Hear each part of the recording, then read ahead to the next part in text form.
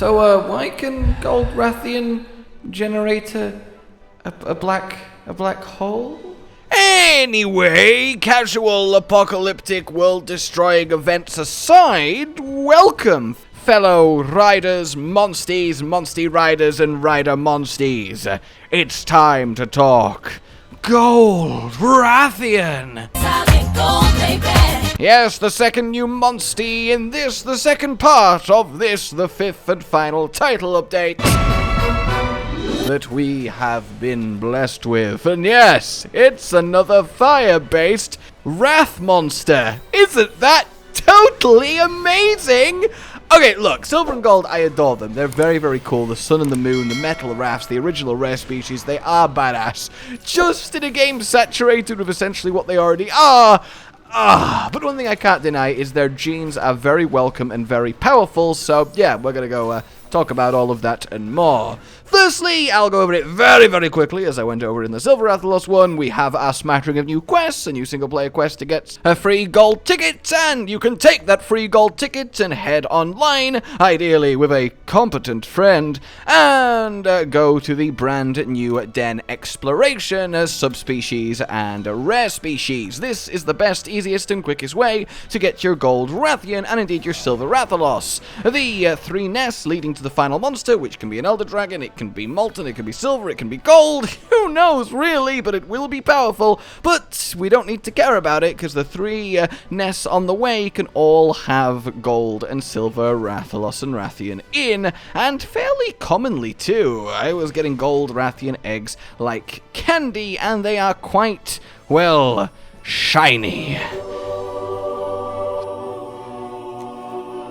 So once you have got your blindingly bright egg, head out and we can give it a hatch. So before we do, the Gold Rathian fight herself, yeah, she is very, very powerful, very, very healthy, and a good old challenge. I think Silver Rathalos was a little bit harder, though I will admit Gold spamming of AoE poison is really quite a problem, and she has a few little tricks up her sleeve, like Lunar Cry, which, you know, we'll get to when we get to the genes, but it can be quite annoying depending on your strategy. But as long as you manage the constant poison, you should really be okay. She is speed and gets a bit powery when she's mad. So, her babies.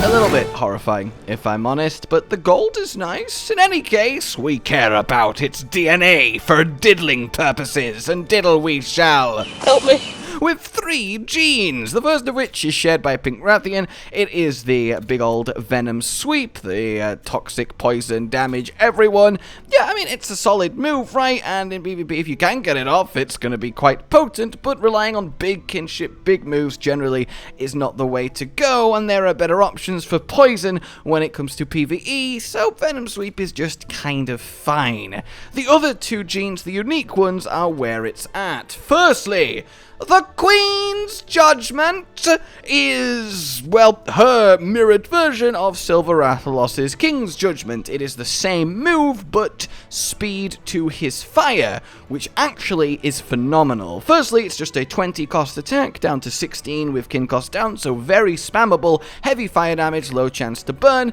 which actually becomes a sort of 50% chance to burn with inflict rate up. So, yeah, just an all-around very powerful move, but this is speed to Silver's strength, as I said. So, you essentially have power and speed coverage on a fire Monstie with 2 incredibly powerful fire moves, so add that technical attack and you have an incredibly well-rounded experience now that is just supremely solid. It's not flashy, though it is a badass looking move, but it is incredibly effective, and coupled with her silver lover, well, you have a recipe for success.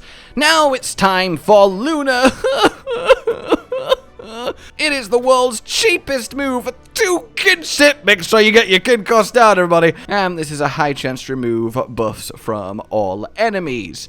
basically, yeah, this is effective at shutting down any power-up based strategy. With inflict rate up, it becomes a guaranteed, and if you time this right, someone can Valiant Flare or a similar buff, and then you use this and immediately shut it down for a fraction of the kinship that they spent, and you are suddenly in a much better position. It really is quite cool. Obviously more limited applications in PvE, where the enemy Monsties don't buff themselves that hard that often, but it still has its nichely useful situations, and generally works really well on a more supporty monster, and is a good little surprise mix-up on any real non-elemental builds. So yeah, really solid across the board here on both the metal rafts. How she is a Monstie is interesting. She's not as strong offensively as the top tier fires, like Silver, like Molten, like Ostra, like Dread King. However, she is a lot of health and she has a lot of recovery, which makes her ideal for any kind of stally, tanky fire build. And then coupled with her Lunar Cry to keep enemies' debuffs down, she can actually keep going for ages. Of course, you can put Lunar Cry on anything, but if for whatever reason you need a hard-to-kill, tanky wall of a Monstie that needs to be fire, well, Gold Rathian is your best choice, and best choice by a fair amount. Well, maybe not a fair amount. Teostra still has a fair amount more health, but the recovery is fantastic, so I guess if the walliness is coming from healing, then her, but yeah, she's like the 5th best fire monster. What do you want from me? In any case, that's Gold Rathian. Her armor isn't anything special. It's health boost XL, inflict rate up, and heroics. An interesting combination, but I mean, having health boost is nice because it means half health for heroics is a higher half health, but there is just better armors in the game. It's not really anything you need to worry about, so that's about that. Alright then, that is all you need to know about getting and using your Gold Rathian, so go forth, conquer, gene it up, and have fun. I will leave you now, as always, with the full kinship, and until we meet again, please remember to like if you've enjoyed this, subscribe for more, consider supporting the future of the channel on Patreon down below. A goodbye.